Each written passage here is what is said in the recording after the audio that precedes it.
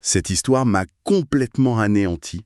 Je l'ai refermée et je me suis demandé, mais qu'est-ce qui est réel et qu'est-ce qui ne l'est pas? C'est exactement ça. On parle de D'après une histoire vraie, de Delphine de Vigan. Et là, on plonge dans une exploration psychologique, mais Vertigineuse. sur la création, la solitude et La manipulation. le mot qui me vient, c'est oppressant. On suit Delphine, une écrivaine qui est paralysée par le succès de son dernier livre. Elle est complètement à bout, en fait. Et on la rencontre au moment précis où elle s'effondre. La page blanche, l'angoisse. Oui. Et puis il y a ces lettres anonymes qui l'accusent d'avoir trahi sa famille. C'est l'histoire d'une femme qui est sauvée par la personne même qui va la détruire. Ou peut-être qu'elle se détruit toute seule. C'est fou, non? Et ça pose une question terrifiante, hein. Que se passe-t-il quand la personne qui vous comprend le mieux, elle commence à prendre votre place, jusqu'à voler votre identité? C'est ça l'enjeu. Bon, pour bien comprendre, il faut s'imaginer Delphine. Son dernier roman, une autofiction, a eu un succès monstre. Et maintenant, Elle est vidée. complètement. Épuisée par la promotion, coupable face à sa famille. Et ces lettres, justement, elles viennent d'un proche, visiblement. On l'accuse d'avoir fait du mal. C'est d'une violence psychologique terrible. Elle est incapable d'écrire une seule ligne. C'est le blocage total. Et c'est là, vraiment, au moment où elle est au plus bas, qu'apparaît elle. Ah, elle. Elle n'est pas juste une admiratrice, hein. Elle est sophistiquée, brillante, très sûre d'elle. Tout ce que Delphine n'est plus, en fait. Exactement. Et elle semble la comprendre, mais sans qu'elle ait besoin de parler. Une sorte de connexion immédiate, fusionnelle. Une amitié qui naît entre elles. Oui. Et pour Delphine, elle devient son encre. Elle s'occupe de tout. Elle la protège, elle la conseille. Elle devient indispensable. C'est ça.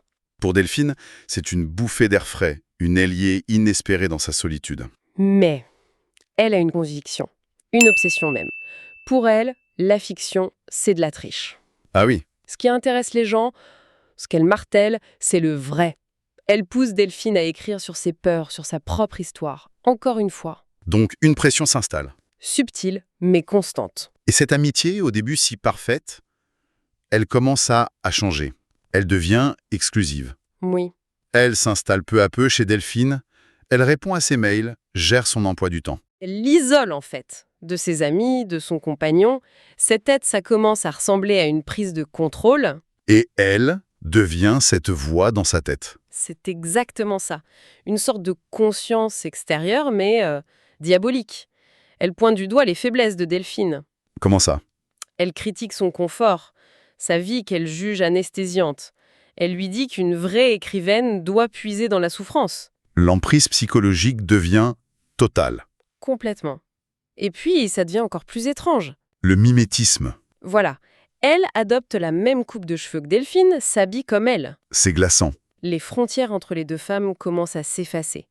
Et Delphine, elle est à la fois fascinée et terrifiée. Et le lecteur est pigé avec elle. On ressent l'étau qui se resserre. On se demande, est-ce une amitié toxique ou quelque chose de plus sombre? On dirait que elle se nourrit de la faiblesse de Delphine. C'est une relation de vampirisme, oui. Et on arrive à l'étape finale, l'usurpation. Là, on bascule. Elle ne se contente plus de gérer la vie de Delphine. Elle commence à la vivre. C'est ça. Elle se fait passer pour elle lors d'événements publics, elle répond à des interviews à sa place. Elle vole son identité. Et c'est à ce moment-là, pile au moment où on croit avoir tout compris, que le génie de l'histoire éclate. Des incohérences apparaissent. Oui, on réalise que personne d'autre ne semble jamais voir elle en même temps que Delphine. Jamais. Jamais. Quand un ami doit la rencontrer, elle a toujours une excuse pour disparaître. C'est troublant. Et il y a cette vieille photo de classe où elle prétend être présente. Et elle n'y est pas. Elle n'y est pas. Donc là, tout s'effondre.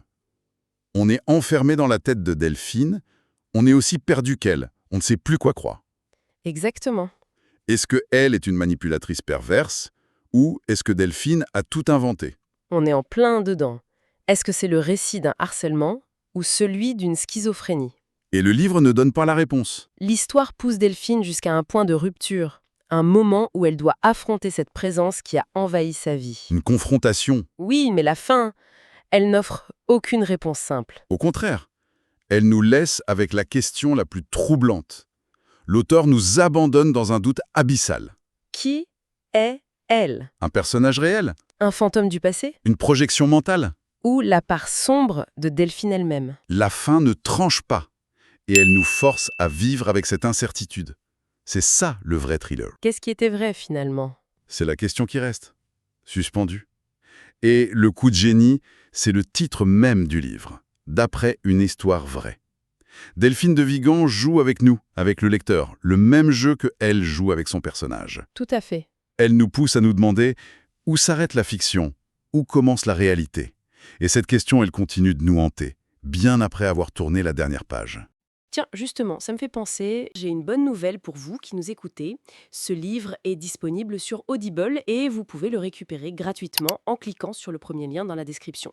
L'idée, c'est vraiment des narrations très immersives. Une narration professionnelle, bien incarnée, ça change absolument tout. La personne ne fait pas que lire, elle interprète, elle donne vie au texte. Ah tiens, super, en plus de la vidéo, il y a un livre audio. Si on veut juste le livre, le lien pour récupérer votre livre audio se trouve dans la description de la vidéo. Si vous avez apprécié le contenu, n'hésitez pas à laisser un petit pouce en l'air et à vous abonner à notre chaîne YouTube pour ne rien manquer des prochaines vidéos. Pour ma part, je vous donne rendez-vous très bientôt pour une prochaine vidéo. En attendant, je vous souhaite une excellente fin de journée ou une agréable soirée et à très vite.